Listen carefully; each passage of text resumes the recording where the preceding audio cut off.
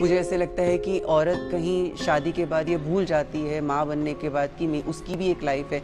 एक औरत को कोई ये क्यों नहीं पूछता है, मुझे लगता है, कि तुमको क्या चाहिए। एक माँ को कोई ये क्यों नहीं पूछता कि तुमको क्या चाहिए लाइफ में।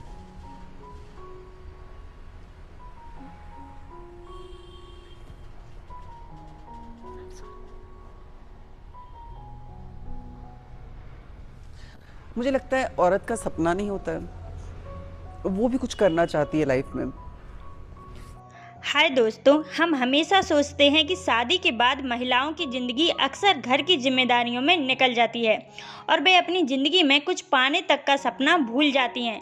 लेकिन आज मैं बताने वाली हूँ एक ऐसी महिला के बारे में जिसने शादी के बाद और यहाँ तक कि 2 बच्चे होने के बाद अपनी ज़िंदगी को कैसे सफल बनाया और सभी महिलाओं के लिए एक जीता जागता उदाहरण बन गई कि ज़िंदगी में कभी भी आप अपनी लाइफ को बेहतर और सक्सेसफुल बना सकते हैं।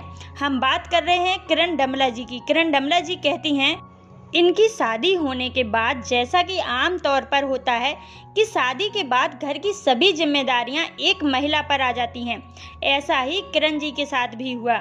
शादी के बाद वह अपनी घर गृहस्थी में बिजी हो गईं और उनके 2 बच्चे भी हो गए और इन सब के बीच वह इतनी बिजी हो गईं कि उन्होंने अपनी हेल्थ पर कभी ध्यान ही नहीं दिया और उनका वेट बढ़ता जा रहा था, जिससे उन्हें बीमारियां भी होने लगी थीं। और सन 2013 में उनके ब्रेन में एक ब्लड क्लॉट हो गया, जिसका ट्रीटमेंट भी चला, लेकिन उन मेडिसिन से भी किरण का वेट बढ़ता ही जा रहा था।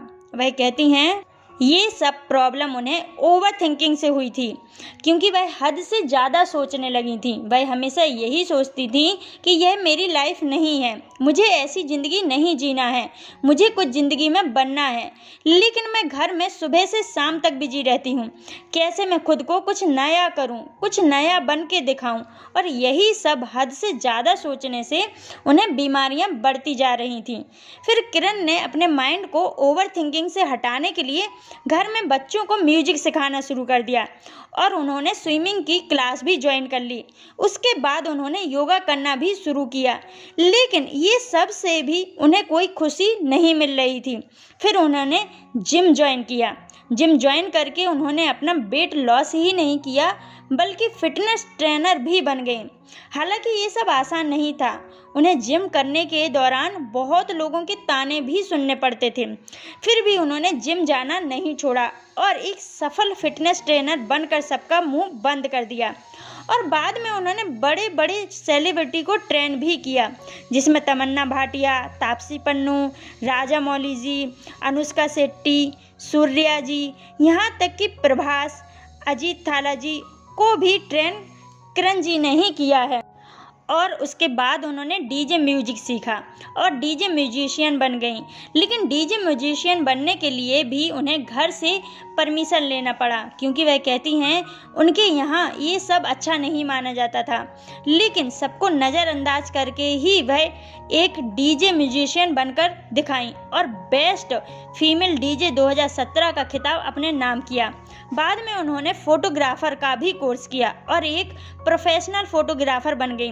किरण कहती हैं, नई नई चीज़ें सीखने का शौक़ उन्हें होता चला गया और वह सीखती चली गई और उन्हें फिर बॉडी बिल्डर चैंपियन में जाने का मौका मिला। लेकिन ये भी इतना आसान नहीं था। वहाँ बॉडी दिखाने के लिए जो कपड़े पहनने होते हैं, उन्हें पहनकर बॉडी शो करने की परमिशन उन्हें नहीं थी। लेकिन जैसे तैसे उन्होंने अपने हस्बैंड को मनाया और बॉडी बिल्डर कंपटीशन में पहुँच गईं और 20 लोगों में वह एक 6वें नंबर पर आईं, जहाँ उन्होंने मोस्ट ब्यूटीफुल बॉडी बिल्डर का खिताब भी अपने नाम किया। ये थी कहानी किरण डमला जी की, जिसने सभी महिलाओं के लिए एक इंस्पिरेशन का काम किया है। और ये कोई छोटी बात नहीं है कि एक हाउसवाइफ का मोस्ट ब्यूटीफुल बॉडी बिल्डर का खिताब अपने नाम करना, जहां उन्हें अपने साथ साथ 2 बच्चों को भी देखना था। उनकी देखभाल करते हुए उन्होंने ये खिताब अपने नाम किया। उनके लिए सत सत नमन है। ऐसी ही और सक्सेसफुल महिलाओं के बारे में जानने के लिए हमारे चैनल वंडर वुमन को सब्सक्राइब करना ना भूलें। Thanks for watching.